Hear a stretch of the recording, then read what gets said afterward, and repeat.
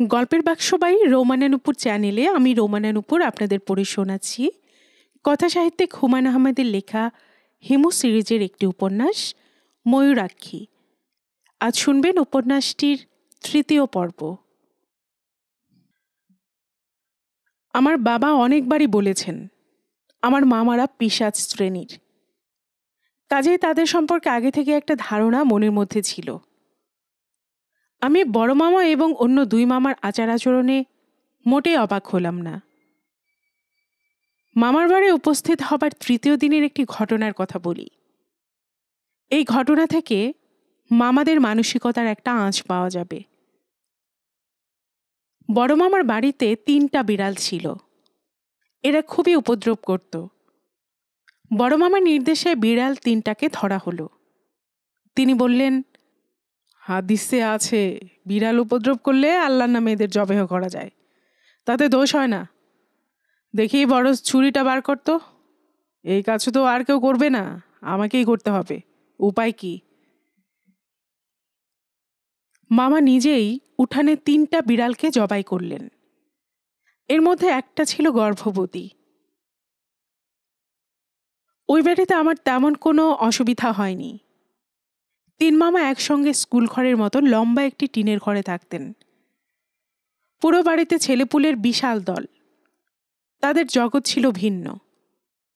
একসঙ্গে পুকুরে ঝাঁপ দেওয়া, একসঙ্গে সন্ধেবেলা পড়তে বসা, একসঙ্গে স্কুলে যাওয়া, জাম্বুরা দিয়ে ফুটবল খেলা, গোল্লাছুট খেলা। খাওয়াও হতো একসঙ্গে। এক মামি ভাত দিয়ে যাচ্ছেন, আরেক মামি দিচ্ছেন 1 হাতা করে তরকারি, 2 হাতা ডাল। চামচে যা উঠে আসে তাই। কেউ বলতে পারবে না আমাকে এটা দাও ওটা দাও, বললেই চামচের বাড়ি।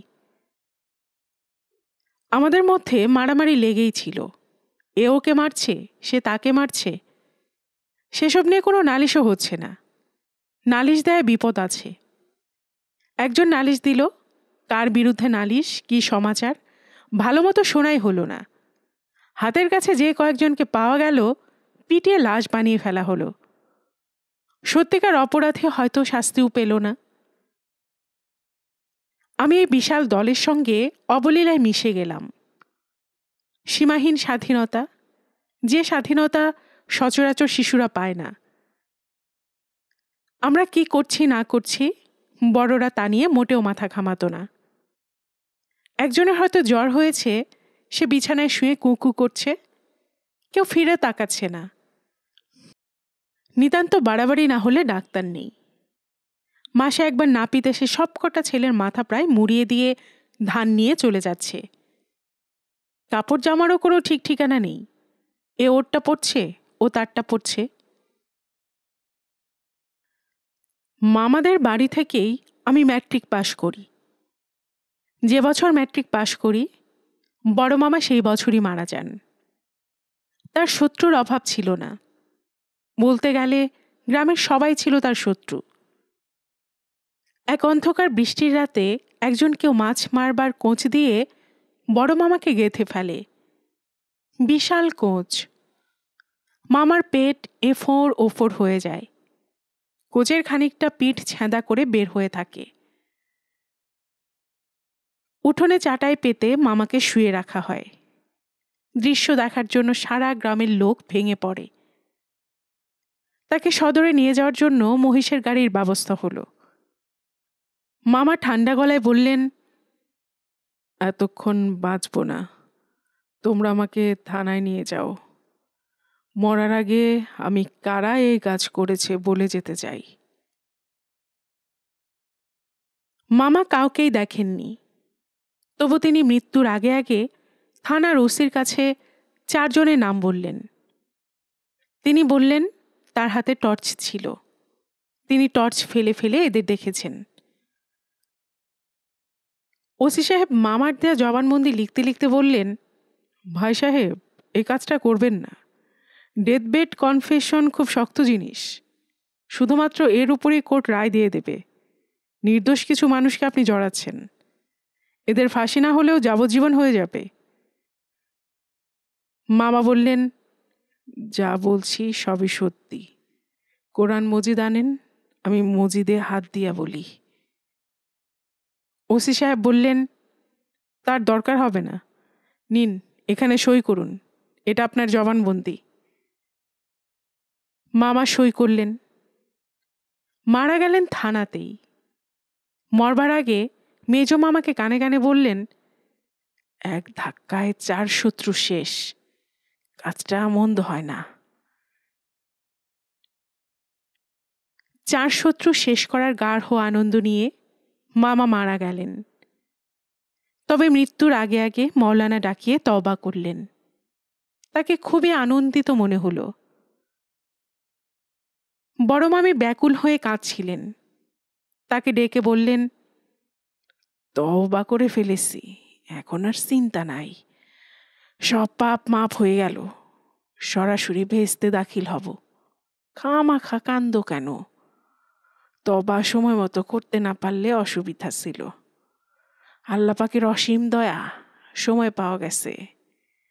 কান্দাকাটি না করে আমার কানের কাছে দরুদ পড়ো, কোরআন মজিদ পাঠ করো। মামার মৃত্যুর পর আমি ঢাকায় চলে এলাম। নতুন জীবন শুরু হলো বড় ফুপুর সঙ্গে।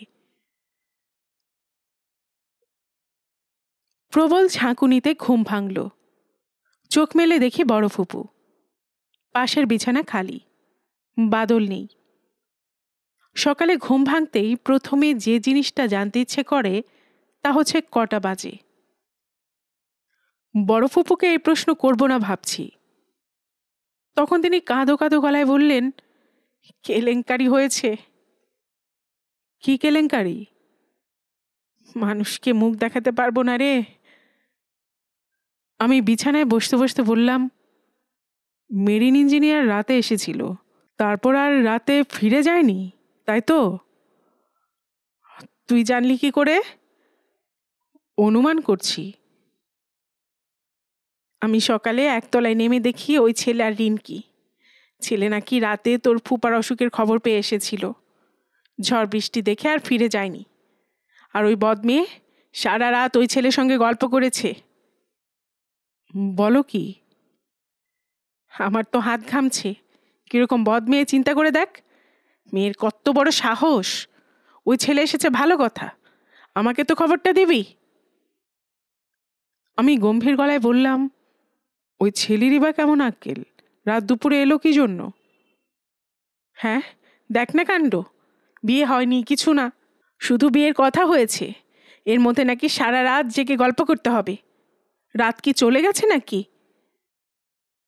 খুবই সত্য কথা। এখন ধর কোনো কারণে বিয়ে যদি ভেঙে যায়, তারপর আমি মুখ দেখাবো কিভাবে? আমি এক্ষুনি নিচে যাচ্ছি ফুপু, ওই ফাজিল ছেলের গালে ঠাস করে একটা চড় মারব, তারপর দ্বিতীয় চড় রিনকির গালে। মেয়ে বলে তাকে ক্ষমা করার কোনো অর্থ হয় না। তুই সবসময় অদ্ভুত কথাবার্তা বলিস কেন? ওই ছেলের গালে তুই চড় মারতে পারবি? কেন পারবো না? যে ছেলে 2 দিন পরে এবারে জামাই হচ্ছে, তার গালে তুই চড় মারতে চাস? তোর কাছে এলাম একটা পরামর্শের জন্য। আজই ওদের বিয়ে লাগিয়ে দাও। আজই বিয়ে লাগিয়ে দেব? কাজী ডেকে এনে বিয়ে পড়িয়ে দাও, ঝামেলা চুকে যাক। তারপর ওরা যত ইচ্ছা রাত জেগে গল্প করুক। আসল অনুষ্ঠান পরে হবে, বিয়েটা হয়ে যাক। ফুপু নিঃশ্বাস ফেললেন। মনে হচ্ছে আমার কথা তার মনে ধরেছে। আমি বললাম, তুমি চাইলে আমি ছেলেকে বলতে পারি। ওরা আবার ভাববে না তো আমরা চাপ দিচ্ছি? চাপাচাপির কি আছে? ছেলে এমন কি রসগোল্লা, মার্বেলের মতো সাইজ। বিয়ে যে দিচ্ছি এতে তো তার ধন্য হওয়া উচিত। তার 3 পুরুষের ভাগ্য যে আমরা। ফুপু বিরক্ত স্বরে বললেন, ছেলে এমন কি খারাপ? খারাপ তা তো বলছি না, একটু শর্ট। তা পুরুষ মানুষের শর্টে কিছু আসে যায় না। পুরুষ হচ্ছে সোনার চামচ, সোনার চামচ বাঁকাও ভালো। আজই বিয়ের ব্যাপারে ছেলে কি রাজি হবে? দেখি কথা বলে, আমার ধারণা হবে। তোর কথা তো সবসময় আবার মিলে যায়, একটু দেখ কথা বলে। আমি আমার পাঞ্জাবি খুঁজে পেলাম না। ফুপু বললেন, বাদল ভোরবেলায় ওই পাঞ্জাবি গায়ে দিয়ে বের হয়েছে। আমি বাদলের একটা শার্ট গায়ে দিয়ে নিচে নামতেই মেরিন ইঞ্জিনিয়ার সাহেব লাজুক গলায় বললেন, হিমু ভাই, আপনাকে একটা কথা বলতে চাই। খুব লজ্জা লাগছে অবশ্য। বলে ফেলো। রিনকির খুব শখ পূর্ণিমা রাতে সমুদ্র কেমন দেখায় সেটা দেখবে। 2 দিন পরেই পূর্ণিমা। ও আচ্ছা, 2 দিন পরেই পূর্ণিমা, তা তো জানতাম না। মানে কথার কথা বলছি, ধরুন আজ যদি বিয়েটা হয়ে যায়, তাহলে আজ রাতের ট্রেনে রিনকিকে নিয়ে কক্সবাজারের দিকে রওনা হতে পারি। বিয়ের আনুষ্ঠানিকতা শেষ করে রাখা আর কি। পরে একটা রিসেপশনের ব্যবস্থা না হয় হবে। তোমার দিকের আত্মীয় স্বজনরা? ওদের আমি ম্যানেজ করব। আপনি যদি শুধু ওদের বুঝিয়ে সুঝিয়ে একটু রাজি করান। মানে রিনকি বেচারির দীর্ঘদিনের শখ, ওর জন্যই খারাপ লাগছে। না না, তা তো বটেই। দীর্ঘদিনের শখ থাকলে তো তা মেটানোই উচিত। রাতের টিকিট পাওয়া যাবে তো? পুরো ফার্স্ট ক্লাস বার্থ রিজার্ভ করতে হবে। রেলওয়েতে আমার লোক আছে হিমু ভাই। তাহলে তুমি বরং ওইটাই আগে দেখো, আমি এই দিকটা ম্যানেজ করছি। আনন্দে ইঞ্জিনিয়ার সাহেবের চোখ চকচক করছে। সে গাঢ় গলায় বলল, রিনকি আমাকে বলেছিল হিমু ভাইকে বললে উনি ম্যানেজ করে দেবেন। আপনি যে সত্যি সত্যি করবেন বুঝিনি। আমি হাসতে হাসতে বললাম, কি নিয়ে গল্প করলে সারা রাত? গল্প আর কি করব বলুন। রিনকি এমন অভিমানী, কিছু বললেই তার চোখে পানি এসে যায়। সুপার সেন্সিটিভ মেয়ে। কথায় কথায় একসময় বলেছিলাম যে ইউনিভার্সিটিতে পড়ার সময় হেনা নামের একটা মেয়ের সঙ্গে সামান্য পরিচয় হয়েছিল। এতেই রিনকি কেঁদে অস্থির। আমাকে বলেছে আর কোনোদিন যদি আমি ওই মেয়ের নাম মুখে আনি সে নাকি সুইসাইড করবে। এরকম মেয়ে নিয়ে বাস করা কঠিন হবে। খুবই দুশ্চিন্তা লাগছে হিমু ভাই। ইঞ্জিনিয়ার সাহেবকে কিন্তু মোটেও চিন্তিত মনে হলো না, বরং খুবই আনন্দিত মনে হলো। আমার ধারণা প্রায় সে হেনার কথা বলে রিনকিকে কাঁদাবে, কাঁদিয়ে আনন্দ পাবে। রিনকিও কেঁদে আনন্দ পাবে। ওদের এখন আনন্দেরই সময়। আমি বললাম, কথা বলে সময় নষ্ট করার কোনো মানে নেই। তুমি তোমার আত্মীয় স্বজনকে বলো। তার চেয়ে যা জরুরি তা হচ্ছে টিকিটের ব্যবস্থা। আমি ফুপা ফুপুকে রাজি করাচ্ছি। রাজি হয়েছে কিনা জেনে গেলে ভালো হতো না হিমু ভাই? আমি ভবিষ্যৎ বলতে পারি, তুমি কি এটা জানো না? জানি। আমি চোখের সামনে দেখতে পাচ্ছি তোমরা 2জন হাত ধরাধরি করে সমুদ্রের পাড়ে হাঁটছ। অসম্ভব সুন্দর জ্যোৎস্না হয়েছে। সমুদ্রের পানি রূপার মতো চকচক করছে। আর তোমরা? আমরা কি? থাক, সবটা বললে রহস্য শেষ হয়ে যাবে। আপনি একজন অসাধারণ মানুষ হিমু ভাই, অসাধারণ। আমি এবং বাদল ওদের 11টা ট্রেনে তুলে দিতে এলাম। ফুপা ফুপু এলেন না। ফুপার শরীর খারাপ করছে। ট্রেন ছাড়বার আগ মুহূর্তে রিনকি বলল, হিমু ভাই, আমার কেমন জানি ভয় ভয় করছে। কিসের ভয়? এত আনন্দ লাগছে, আনন্দের পরে তো কষ্ট আসে। যদি খুব কষ্ট আসে? কষ্ট আসবে না, তোদের জীবন হবে আনন্দময়। তোদেরকে আমি আমার ময়ূরাক্ষী নদী ব্যবহার করতে দিয়েছি। এই নদী যারা ব্যবহার করে তাদের জীবনে কষ্ট আসে না। তুমি কি যে পাগলের মতো কথা মাঝে মাঝে বলো। কিসের নদী? আছে একটা নদী। আমি আমার অতি প্রিয় মানুষদের শুধু সেই নদী ব্যবহার করতে দেই, অন্য কাউকে দেই না। তুই আমার অতি প্রিয় একজন, যদিও খানিকটা বোকা, তবু প্রিয়। তুমি একটা পাগল, তোমার চিকিৎসা হওয়া দরকার। ট্রেন নড়ে উঠল। আমি জানালার সঙ্গে সঙ্গে এগুতে লাগলাম। রিনকির আনন্দময় মুখ দেখতে এত ভালো লাগছে। রিনকির চোখে এখন জল, সে কাঁদছে। আমি মনে মনে বললাম, হে ঈশ্বর, এই কান্নাই রিনকি নামের মেয়েটির জীবনের শেষ কান্না হোক। প্রায় 10 দিন পর আস্তানায় ফিরলাম। আস্তানা মানে মজিদের mess, the new boarding house. Majid ওই বোর্ডিং হাউসে দীর্ঘদিন ধরে আছে। কলেজে যখন পড়তে আসে তখন এই অন্ধ গহ্বর খুঁজে বের করে। নামমাত্র ভাড়ায় একটা ঘর, সেই ঘরে একটা চৌকি, একটা টেবিল, চেয়ারের ব্যবস্থা নেই কারণ চেয়ার পাতার জায়গা নেই। মজিদের চৌকিতে একটা শীতল পাটি, শীত গ্রীষ্ম সবসময় পাতা থাকে। মশারিও খাটানো থাকে। প্রতিদিন মশারি তোলা এবং মশারি ফেলার সময় মজিদের নেই। তাকে সকাল থেকে রাত 11টা পর্যন্ত নানান ধান্দায় ঘুরতে হয়। প্রতি মাসে 3টি মনি অর্ডার করতে হয়, একটা দেশের বাড়িতে, একটা তার বিধবা বড় বোনের কাছে এবং তৃতীয়টি আবু কামাল বলে এক ভদ্রলোককে। এই ভদ্রলোক মজিদের কোনো আত্মীয় নন। তাকে প্রতি মাসে কেন টাকা পাঠাতে হয় তা মজিদ কখনো বলেনি। জিজ্ঞেস করলে হাসে। এইসব রহস্যের কারণেই মজিদকে আমার বেশ পছন্দ। আমাকে মজিদের পছন্দ কিনা আমি জানি না। সে মানুষের সঙ্গে সম্পূর্ণ অনাগ্রহ নিয়ে মেশে, কোনো কিছুতে অবাক বা বিস্ময় প্রকাশ করে না। সম্ভবত শৈশবেই তার বিস্মিত হবার ক্ষমতা নষ্ট হয়ে গেছে। ইউনিভার্সিটিতে পড়ার সময় তাকে একবার একটা ম্যাজিক শো দেখাতে নিয়ে গিয়েছিলাম। ডাচ এক জাদুকর জার্মান কালচারাল সেন্টারে জাদু দেখাচ্ছেন। বিস্ময়কর কাণ্ডকারখানা একের পর এক ঘটে যাচ্ছে। একসময় তিনি তার সুন্দরী স্ত্রীকে করাত দিয়ে কেটে 2 টুকরো করে ফেললেন। ভয়াবহ ব্যাপার। মহিলা দর্শকরা ভয়ে জাতীয় শব্দ করছে। তাকিয়ে দেখি মজিদ ঘুমিয়ে পড়েছে। ক্ষীণ নাক ডাকার শব্দও আসছে। আমি চিমটি কেটে তার ঘুম ভাঙালাম। সে বলল, কি হয়েছে? আমি বললাম, করাত দিয়ে মানুষ কাটা হচ্ছে। মজিদ হাই তুলে বলল, ও আচ্ছা। সে সম্পূর্ণ নির্লিপ্ত ভঙ্গিতে তাকিয়ে রইল। অথচ আমি অনেক ঝামেলা করে 2টা টিকিট জোগাড় করেছি যাতে একবার অন্তত সে বিস্মিত হয়। আমার ধারণা তাজমহলের সামনেও তাকে যদি নিয়ে যাওয়া হয়, সে হাই চাপতে চাপতে বলবে, ও আচ্ছা, এটাই তাজমহল, ভালোই তো, মন্দ কি?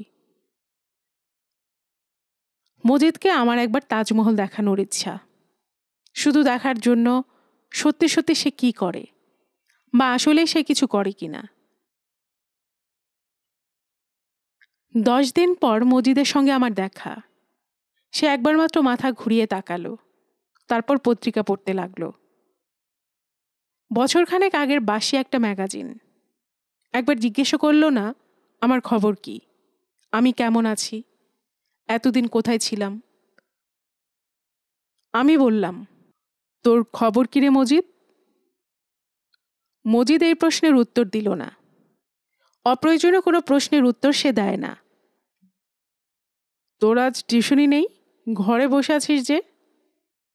আজ শুক্রবার। তখন মনে পড়ল, ছুটির দিনে যখন তার হাতে কোনো কাজ থাকে না তখনই সে ম্যাগাজিন জোগাড় করে। ম্যাগাজিনের পাতা উল্টাতে উল্টাতে ঘুমায়, আবার জেগে উঠে ম্যাগাজিনের পাতা উল্টায়, কিছুক্ষণ পর আবার ঘুমিয়ে পড়ে। জীবনের কাছে তার যেন কিছুই চাওয়ার বা পাওয়ার নেই। 4-5টা টিউশনি, মাঝে মধ্যে কিছু খুচরো কাজ এবং প্রুফ দেখার কাজেই সে খুশি। বিএ পাশ করার পর কিছুদিন সে চাকরির চেষ্টা করেছিল, তারপর দূর, আবার হবে না, এই বলে সব ছেড়ে ছুড়ে দিল। আমি একবার বলেছিলাম, সারা জীবন এই করে কাটাবি নাকি? সে বলল, অসুবিধা কি, তুই তো কিছু না করে কাটাচ্ছিস। আমার অবস্থা ভিন্ন, আমার কোনো দায় দায়িত্ব নেই। তাছাড়া আমি একটা এক্সপেরিমেন্ট করছি, তুই তো কিছু করছিস না। মজিদ কিছুই বলল না। আমি ভেবেছিলাম একবার হয়তো জিজ্ঞেস করবে কিসের এক্সপেরিমেন্ট, তাও করল না। আসলে তার জীবনে কোনো কৌতূহল নেই। রূপাকে অনেক বলে কয়ে একবার রাজি করিয়েছিলাম যাতে সে মজিদকে নিয়ে চিড়িয়াখানা থেকে ঘুরে আসে। আমার দেখার ইচ্ছা একটা অসম্ভব রূপবতী এবং বুদ্ধিমতী মেয়েকে পাশে পেয়ে তার মনের ভাব কি হয়? আগের মতোই সে কি নির্লিপ্ত থাকে, না জীবন সম্পর্কে খানিকটা হলেও আগ্রহী হয়? আমার প্রস্তাবে রূপা প্রথমে খুব রাগ করল। চোখ তীক্ষ্ণ করে বলল, তুমি নিজে কখনো আমাকে নিয়ে চিড়িয়াখানায় গিয়েছ? চিনি না জানি না একটা ছেলেকে নিয়ে আমি যাব? তুমি আমাকে পেয়েছো কি? সে যতই রাগ করে আমি ততই হাসি। রূপাকে ঠান্ডা করার এই একটা পথ। সে যত রাগ করবে আমি তত হাসব। আমার হাসি দেখে সে আরও রাগবে, আমি আরও হাসব। সে হাল ছেড়ে দেবে। এবারও তাই হলো। সে মজিদকে নিয়ে যেতে রাজি হলো। আমি একটা ছুটির দিনে মজিদকে বললাম, তুই চিড়িয়াখানা থেকে ঘুরে আয়, পত্রিকায় দেখলাম জিরাফ এনেছে। মজিদ বলল, জিরাফ দেখে কি হবে? কিছুই হবে না, তবু দেখে আয়। ইচ্ছে করছে না। আমার এক দুঃসম্পর্কের ফুফাতো বোন, বেচারে চিড়িয়াখানা দেখার শখ, সঙ্গে কোনো পুরুষ মানুষ না থাকায় যেতে পারছে না। আমার আবার জন্তু জানোয়ার ভালো লাগে না, তুই তাকে নিয়ে যা। মজিদ বলল, আচ্ছা। আমার ধারণা ছিল রূপাকে দেখেই মজিদ একটা ধাক্কা খাবে। সেরকম কিছুই হলো না। রূপা গাড়ি নিয়ে এসেছিল। মজিদ গম্ভীর মুখে ড্রাইভারের পাশে বসল। রূপা হাসি মুখে বলল, আপনি সামনে বসেছেন কেন? পেছনে আসুন, দুজন গল্প করতে করতে যাই। মজিদ বলল, আচ্ছা। পেছনে এসে বসল। তার মুখ ভাবলেশীন।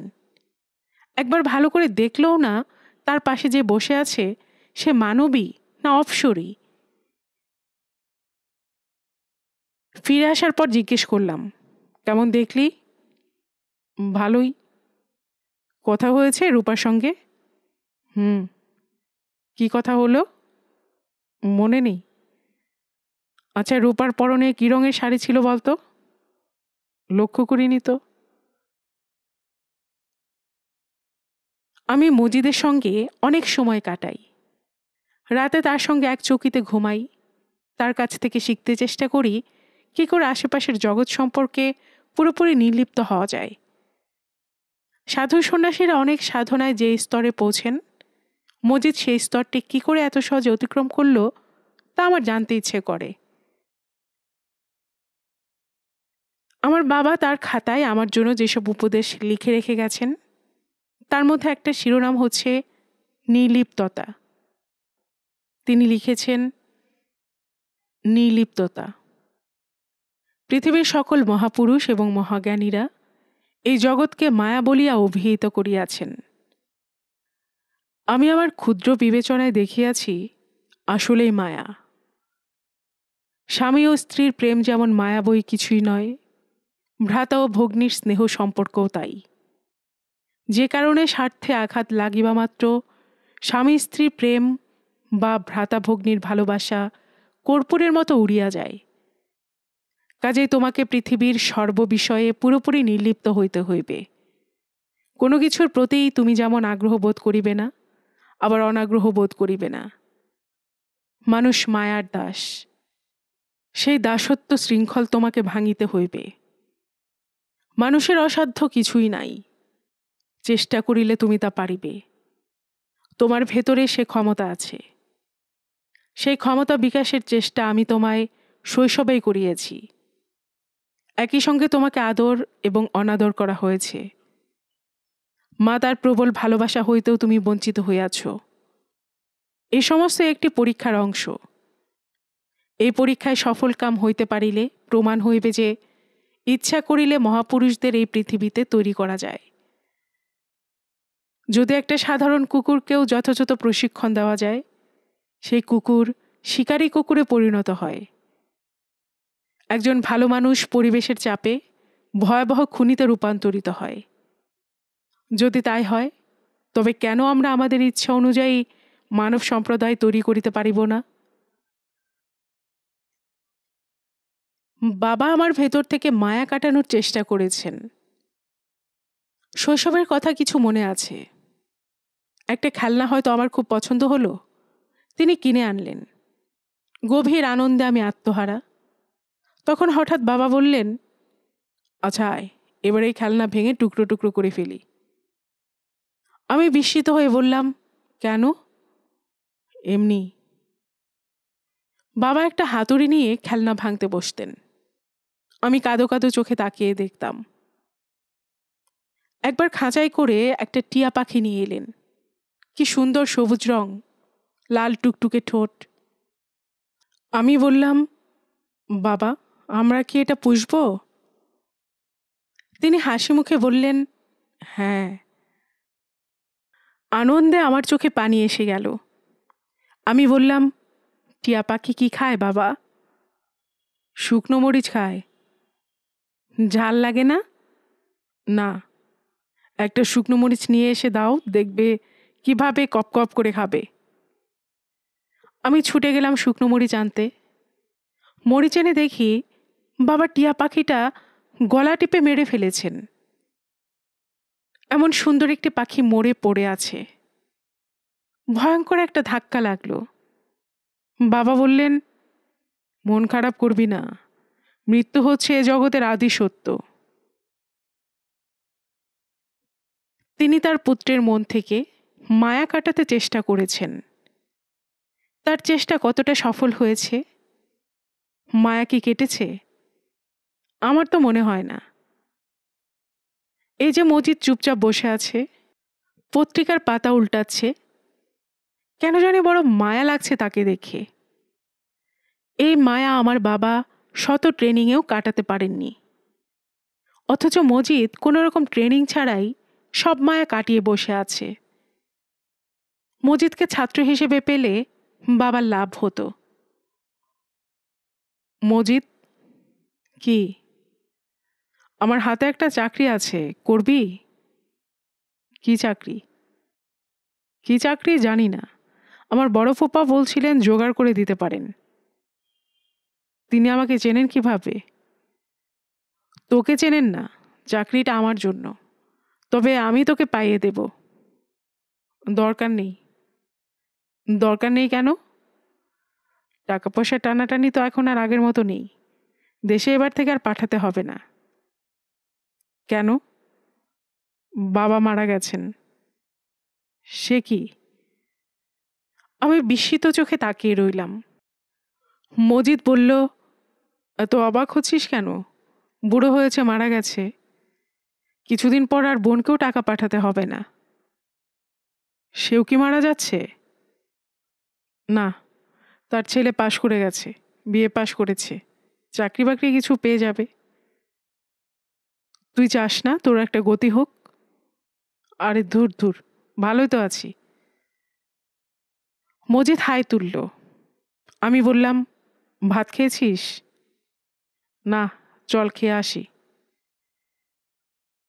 রাস্তায় নেমে মজিদ বলল, বিয়ে বাড়িটারি কিছু পাওয়া যায় কিনা খুঁজে দেখবি, বিরিয়ানি খেতে ইচ্ছে করছে। আমি বললাম, বিয়ে বাড়ি খুঁজতে হবে না, চল পুরনো ঢাকায় নিয়ে গিয়ে তোকে বিরিয়ানি খাওয়াবো, টাকা আছে। আবার এত দূর যাব? আজ ছুটির দিন ছিল, একটু হাঁটলেই বিয়ে বাড়ি পেয়ে যেতাম। তুই কি একটা বিয়ে করবি নাকি? আমি?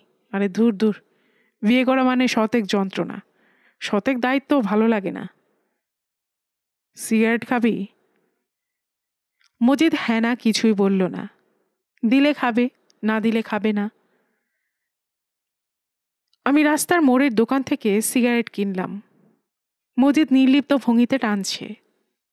আমি বললাম, তুই দিন দিন কি হয়ে যাচ্ছিস বলতো? কি হচ্ছি? গাছ হয়ে যাচ্ছিস। সত্যি সত্যি গাছ হতে পারলে ভালোই হতো। আমরা রিকশার খোঁজে বড় রাস্তা পর্যন্ত চলে এলাম। রিকশা আছে, তবে ওরা কেউ পুরনো ঢাকার দিকে যাবে না। দূরের ট্রিপে ওদের ক্ষতি, কাছের ট্রিপে পয়সা বেশি, পরিশ্রমও কম। এত কিছু মাথায় ঢুকবে না এরকম বোকা একজন রিকশাওয়ালার জন্য আমাদের অপেক্ষা করতে হবে। মজিদ, বল। তুই দেখ রিক্সা পাস কিনা, আমি চট করে একটা টেলিফোন করে আসি। আচ্ছা। আমি টেলিফোন করতে ঢুকলাম তরঙ্গিনী নামের স্টেশনারি দোকানে। আজকাল চমৎকার সব দোকান হয়েছে, এদের নামও যেমন সুন্দর, সাজসজ্জাও সুন্দর। আমাকে দেখে দোকানের সেলসম্যান জামান এগিয়ে এলো। এই ছেলের বয়স অল্প, সুন্দর চেহারা। একদিন দেখি দোকানে আর আসছে না, মাস দুয়েক পরে আবার এসে উপস্থিত। সমস্ত মুখ ভর্তি বসন্তের দাগ। ব্যাপারটা বিস্ময়কর, কারণ পৃথিবী থেকে বসন্ত উঠে গেছে। এই ছেলে সেই বসন্ত পেল কি করে? সবসময় ভাবে জিজ্ঞেস করা হয়ে ওঠে না।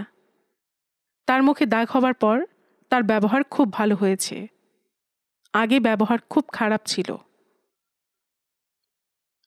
জামান হাসি মুখে বলল, স্যার ভালো আছেন? টেলিফোন করবেন? যদি টেলিফোনে ডায়াল টোন থাকে এবং টেলিফোনে চাবি থাকে তাহলে করব। 2টা টেলিফোন করব। এই যে 4 টাকা। টাকা দিয়ে সবসময় লজ্জা দেন স্যার। লজ্জার কিছু নেই। টেলিফোন শেষে আমি আপনাকে একটা কথা জিজ্ঞেস করব। প্রায় জিজ্ঞেস করব ভাবি, কিন্তু মনে থাকে না। আজ আপনি মনে করিয়ে দিবেন। জি আচ্ছা। আমার সামনে টেলিফোন দিয়ে জামান সরে গেল। এইটুকু ভদ্রতা আছে। অধিকাংশ দোকানেই টেলিফোন করতে দেয় না, টাকা দিয়েও না। যদিও দেয়, রিসিভারের আশেপাশে ঘুরঘুর করে কী কথা হচ্ছে শুনবার জন্য। হ্যালো, কে কথা বলছেন? তুমি কি মীরা? হ্যাঁ হ্যাঁ, আমি মীরা। আপনি কে আমি বুঝতে পারছি। আপনি টুটুল। আসল জন না, নকল জন। ওই দিন খট করে টেলিফোন রেখে দিলেন কেন? আমার অসম্ভব কষ্ট হয়েছিল। টেলিফোন নামিয়ে রাখিনি তো, হঠাৎ লাইন কেটে গেল। আমিও তাই ভেবেছিলাম। অনেকক্ষণ টেলিফোনের সামনে বসেছিলাম, লাইন কেটে গেল। তাহলে আবার করলেন না কেন? টাকা ছিল না। টাকা ছিল না মানে? আমি তো বিভিন্ন দোকান টোকান থেকে টেলিফোন করি, 2টা টাকা পকেটে নিয়ে যাই। আরেকবার করতে হলে আরও 2 টাকা লাগবে। বুঝতে পারছো? পারছি। এখন আপনার সঙ্গে টাকা আছে তো? আছে। ওই দিন আপনার টেলিফোন পাওয়ার পর বাবাকে সব বললাম। বাবাকে তো চেনেন না, বাবা খুবই রাগী মানুষ। তিনি প্রথমে আমাদের 2জনকে খুব বকা দিলেন, আপনাকে রাস্তা থেকে তোলার জন্য এবং পথে নামিয়ে দেবার জন্য। তারপর, আচ্ছা আপনি আমার কথা শুনছেন তো? হ্যাঁ শুনছি। তারপর বাবা গাড়ি বের করে থানায় গেলেন, ফিরে এলেন মন খারাপ করে। মন খারাপ করে ফিরলেন কেন? কারণ ওসি সাহেব আপনার সম্পর্কে অদ্ভুত অদ্ভুত কথা বলেছেন। আপনি নাকি পাগল ধরনের, তার উপর কবি। আমি কবি? হ্যাঁ, আপনি যে কবিতার খাতাটা থানায় ফেলে এসেছিলেন, বাবা সেইটিও নিয়ে এসেছেন। তাই নাকি? হ্যাঁ, আমি সবগুলো কবিতা পড়েছি। কেমন লাগলো? ভালো, অসাধারণ। সবচেয়ে ভালো লাগলো কোনটা? বলবো? আমার কিন্তু মুখস্থ। কবিতাটার নাম রাত্রি। পরীক্ষা নিচ্ছি, দেখি সত্যি সত্যি তোমার মুখস্থ কিনা। কবিতাটা বলো। মীরা সঙ্গে সঙ্গে আবৃত্তি করল। অতন্দ্রিলা, ঘুমোওনি জানি, তাই চুপি চুপি গাঢ় রাত্রে শুয়ে বলি শোনো। সৌর তারা ছাওয়া এই বিছানায় সূক্ষ্ম জাল রাত্রির মশারি। কত দীর্ঘ দুজনার গেল সারাদিন আলাদা নিঃশ্বাসে। এতক্ষণে ছায়া ছায়া পাশে ছুঁই, কি আশ্চর্য দুজনে দুজনা। অতন্দ্রিলা, হঠাৎ কখন শুভ্র বিছানার পরে জোছনা, দেখি তুমি নেই। কবিতা সে আবৃত্তি করল চমৎকার। আবৃত্তির শেষে ছোট্ট নিঃশ্বাস ফেলে বলল, কি বলতে পারলাম? হ্যাঁ পারলে। তোমার স্মৃতিশক্তি ভালো, তবে কবিতা সম্পর্কে কোনো ধারণা নেই। কেন? এটা কি ভালো কবিতা না? অবশ্যই ভালো, তবে আমার লেখা না, অমিয় চক্রবর্তীর। আপনার নোটবইয়ের সব কবিতাই কি অন্যের? হ্যাঁ, মাঝে মাঝে কিছু কবিতা পড়ে মনে হয় এগুলো আমারই লেখার কথা ছিল, কোনো কারণে লেখা হয়নি, তখন সেটা নোটবুকে টুকে রাখি। আপনি কি খুব কবিতা পড়েন? না, একেবারে না। তবে আমার একজন বান্ধবী আছে, সে খুব পড়ে এবং জোর করে আমাকে কবিতা শোনায়। ওর নাম কি? ওর নাম রূপা, তবে আমি তাকে মাঝে মাঝে ময়ূরাক্ষী ডাকি। বাহ, কি সুন্দর নাম! সে কিন্তু এই নাম একেবারে পছন্দ করে না। কেন বলুন তো? কারণ এই নামে এলিফ্যান্ট রোডে একটা জুতার দোকান আছে। মীরা খিলখিল করে হেসে উঠল, অনেকক্ষণ পর্যন্ত হাসল। মনে হলো মেয়েটা যে পরিবেশে বড় হচ্ছে সেই পরিবেশে কেউ রসিকতা করে না, সবাই গম্ভীর হয়ে থাকে। সামান্য রসিকতায় এই কারণেই সে এতক্ষণ ধরে হাসছে। হ্যালো, আপনি কিন্তু টেলিফোন রাখবেন না। আচ্ছা, রাখবো না। ওই দিন আপনার সঙ্গে কথা বলার পর থেকে এমন হয়েছে টেলিফোন বাজার সঙ্গে সঙ্গে ছুটে যাই, মনে হয় আপনি টেলিফোন করেছেন। তাই নাকি? হ্যাঁ, আরেকটা ব্যাপার বলি, মা আপনার জন্য খুব চমৎকার একটা পাঞ্জাবি কিনে রেখেছেন। ওই পাঞ্জাবিটা নেয়ার জন্য হলেও আপনাকে আমাদের বাসা আসতে হবে। আসব। কবে আসবেন? টুটুলকে খুঁজে পেলে আসব। আপনি ওকে কোথায় খুঁজে পাবেন? আমি খুব সহজেই পাবো। হারানো জিনিস খুঁজে পাওয়ার ব্যাপারে আমার খুব নাম ডাক আছে। আচ্ছা, ওই দিন আপনি কি করে বললেন যে টুটুল ভাইয়ের কপালে কাটা দাগ আছে? আমার কিছু সুপারন্যাচারাল ক্ষমতা আছে, আমি মাঝে মাঝে অনেক কিছু বলতে পারি। বলুন তো আমি কি পরে আছি? তোমার পরনে আকাশি রঙের শাড়ি। হলো না, আপনার আসলে কোনো ক্ষমতা নেই। ঠিক ধরেছ, কিন্তু আপনি যখন বলেছিলেন যে আপনার সুপারন্যাচারাল ক্ষমতা আছে, আমি বিশ্বাস করেছিলাম। মনে হচ্ছে তোমার একটু মন খারাপ হয়েছে। হ্যাঁ, হয়েছে। টেলিফোন কি রেখে দেব? না না, প্লিজ, আপনার ঠিকানাটা বলুন। আমি টেলিফোন নামিয়ে রাখলাম। অনেকক্ষণ কথা হয়েছে, আর না। মজিদ বোধহয় রিকশা ঠিক করে ফেলেছে, তবে ঠিক করলেও সে আমাকে এসে বলবে না, অপেক্ষা করবে। এর মধ্যে অতি দ্রুত রূপার সঙ্গে একটা কথা সেরে নেওয়া দরকার।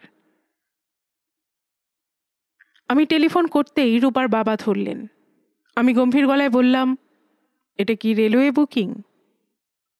তিনি ক্ষিপ্ত গলায় বললেন, ফাজিল ছোকরা, হু আর ইউ? কি চাও তুমি? রূপাকে দেবেন? রাস্কেল, ফাজলামি করার জায়গা পাও না? আমি তোমাকে এমন শিক্ষা দেব। আপনি এত রেগে গেছেন কেন? Shut up! আমি ভদ্রলোককে আরও খানিকক্ষণ হইচই করার সুযোগ দিলাম। আমি জানি হইচই শুনে রূপা এসে টেলিফোন ধরবে। হলেও তাই। রূপার গলা শোনা গেল। সে করুণ গলায় বলল, তুমি চলে এসো। কখন? এই এখন। আমি বারান্দায় দাঁড়িয়ে থাকবো। আচ্ছা, আসছি। অনেকবার আসছি বলেও তুমি আসোনি, এবার যদি না আসো তাহলে? তাহলে কি? রূপা খানিকক্ষণ চুপচাপ থেকে বলল, আমি বারান্দায় দাঁড়িয়ে থাকবো। রূপার বাবা সম্ভবত তার হাত থেকে টেলিফোনটা কেড়ে নিলেন। খট করে রিসিভার নামিয়ে রাখার শব্দ হলো। আজ ওদের বাড়িতে ভূমিকম্প হয়ে যাবে। রূপার বাবা, মা, ভাই বোন কেউ আমাকে সহ্য করতে পারে না। রূপার বাবা তার দারোয়ানকে বলে রেখেছেন কিছুতেই যেন আমাকে ওই বাড়িতে ঢুকতে দেয়া না হয়। আজ কি হবে কে জানে। বাইরে এসে দেখি মজিদ রিকশা ঠিক করেছে। রিকশাওয়ালা রিকশার সিটে বসে ঘুমোচ্ছে। মজিদ শান্ত মুখে ড্রাইভারের পাশে বসে বিশ্রাম করছে। আমার মনটা একটু খারাপ হয়ে গেল। আজও জামানকে জিজ্ঞেস করা হলো না তার মুখে বসন্তের দাগ হলো কি করে। কিছু কিছু প্রশ্ন আছে যা কোনোদিনও করা হয় না। এটিও বোধহয় সেই জাতীয় কোনো প্রশ্ন।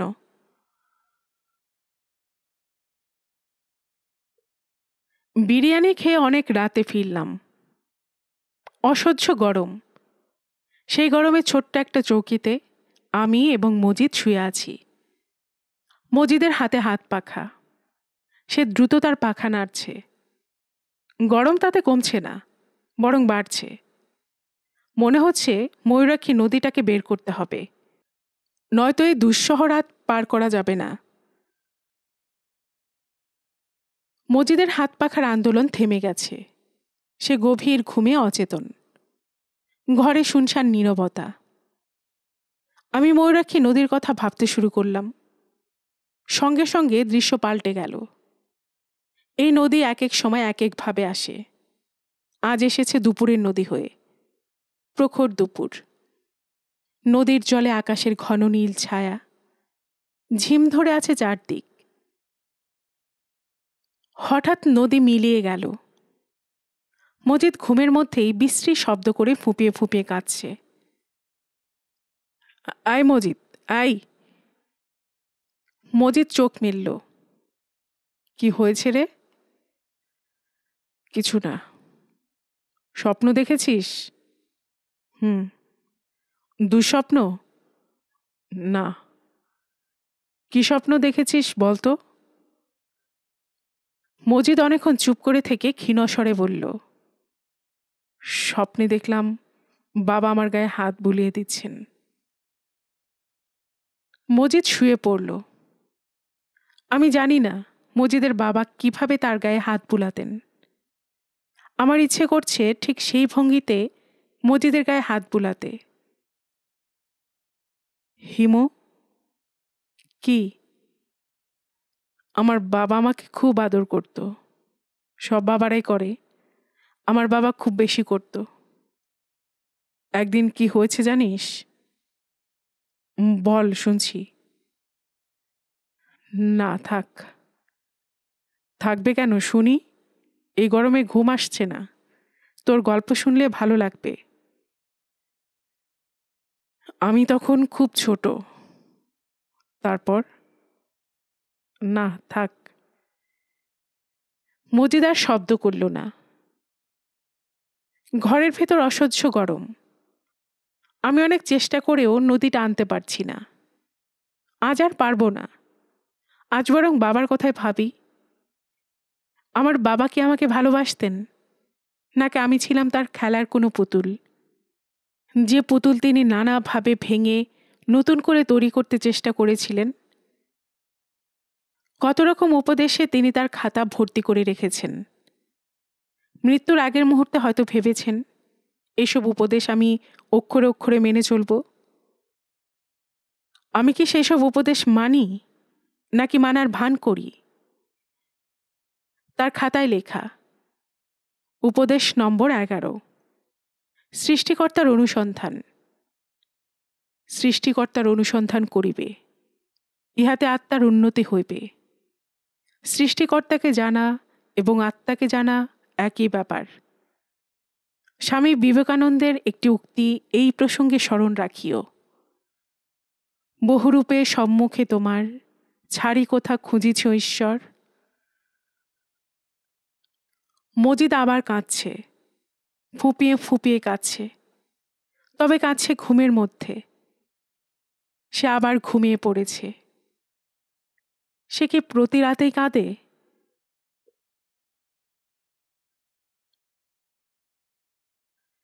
গল্পের বাক্সবাই রোমানানুপুর চ্যানেলে এতক্ষণ আপনারা শুনছিলেন কথাসাহিত্যিক হুমায়ুন আহমেদের লেখা হিমু সিরিজের একটি উপন্যাস ময়ূরাক্ষী এর 3য় পর্ব। এরপরে আসছে 4র্থ অর্থাৎ শেষ পর্ব। আর এতক্ষণ গল্প পাঠে আমি আপনাদের সাথে ছিলাম রোমানানুপুর।